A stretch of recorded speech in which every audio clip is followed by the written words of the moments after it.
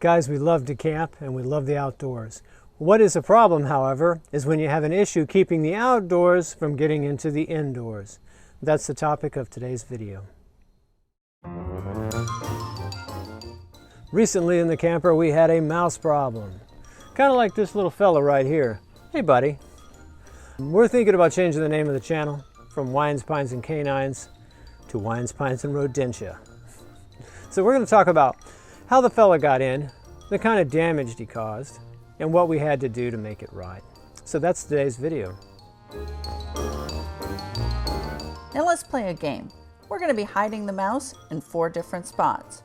First person to comment with those 4 spots gets a shout out and a sticker. Now here's a few hints. The mouse will be in Troy's scenes before we get to the repairs. And the mouse will not be on Troy. He will be hidden in the background. Now, back to the video. For many of us, the first thing you want to do if you find a mouse in your camper is to do this. But really the first thing we had to do was figure out how the mouse got in the camper in the first place. Last year, Linda and I were camping in Utah, and we'd seen a lot of posts online about people having problems with mice. So we decided to try and figure out for ourselves if we had any place in the camper where mice might be able to get in. So late at night, we turned all the lights off in the camper. I went underneath the camper with a flashlight. And when I shined the flashlight up anywhere that I could determine might even possibly be a penetration, we found 2 places. So once we got back in North Carolina a couple weeks later, I used a combination of steel wool and spray foam to treat the 2 areas that I had located. Apparently not well enough. Now, a few weeks after filling those holes, we were down here working in the camper, and unfortunately, when we opened the drawers under the kitchen sink, we saw those telltale signs that a mouse was in the camper. So Troy looked around, and Troy did find the mouse. Through nothing we did, he was no longer with us. Yeah, like Joe Pesci in every single mobster movie. He's gone. Yes. But then we went ahead and rechecked those areas to see if maybe the foam just, hadn't stuck. And we were still seeing no light. So we just couldn't figure out where the guy was getting in. Dip, dip, dip, dip, boop. And the last thing we're looking for at this point is a family reunion. La la la la la. Boop. So little buddy here was apparently using the tire and then a little crack in the fender well to make his way inside. So this area was probably impacted by road debris, and when it did, it damaged the plastic around this fender well. Because this piece hadn't completely broken off, we didn't really notice it at first. Now once we did, we figured that's how the mouse had got in, and I foamed it up to prevent any further rodents from getting in the camper. On the inside of the camper, the heating duct sits right over this area. This blocked our light from the flashlight when we did our inspection. Which brings us to the damages. Apparently, the little rodent was having quite the dance party inside in the ductwork.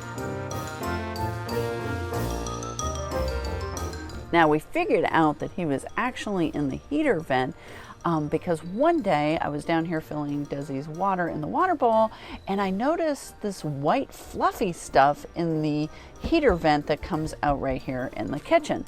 So when we took a closer look, this is what we had found. It was little pieces of kind of foam and toilet paper. Now the toilet paper we did have in the camper, but we have no idea where this little pieces of fuzzy foam came from.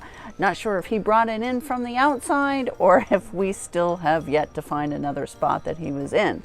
But we knew that if he was in the heater vent, there had to be a way for him to get into it, and that's where the damage was.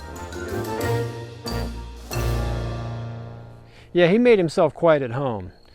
To make this repair, we had to replace all the ductwork because he had damaged it at both ends. It was quite a little process, but we got it done. Let's get to that next. We easily located the 4-inch flexible duct at our local hardware store.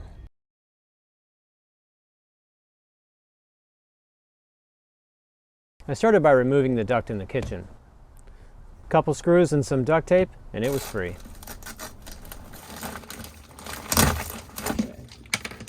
Then I moved down to this end. Once I removed this panel right here, I could access the back of the heater.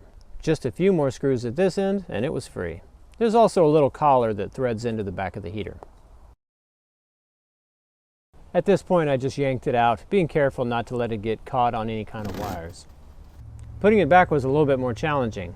We had to ensure that we didn't tear the duct when we pulled it through the back side of the cabinets. Starting at the heater, we had to take our time feeding it through the back side of the cabinet because it's a really tight space. Getting it past the inverter in the closet area was the most difficult. It took both of us, one gently feeding it in and the other pulling it around the wires.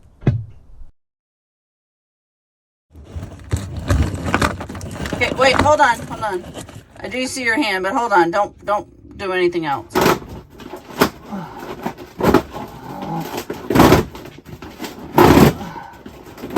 But that's what I get for not wearing a better shirt. Okay. It's really not as bad as I expected. Ah, okay. Okay, now I need to fish some more slack.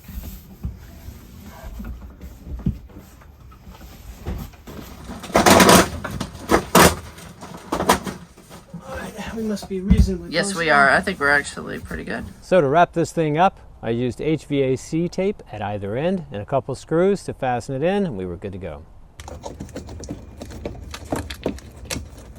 Okay, I've got this all the way around now.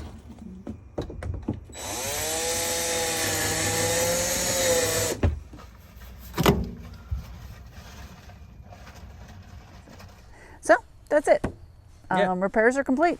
Yeah, it took about an hour, guys. We've used it several times, haven't had any issues, so I think everything is a green light for sure. I hope you've enjoyed today's video. We've enjoyed making it, and it just goes to show in this world, all you can do sometimes is laugh. And we hope that you have enjoyed the introduction to Mortimer the mouse. Now, we really like him, so he may be making some future presentations in future videos. So if you would like to see those, please remember to Like and subscribe. And remember, Desi, who is currently doing what he does best, really wants you to hit that notification bell.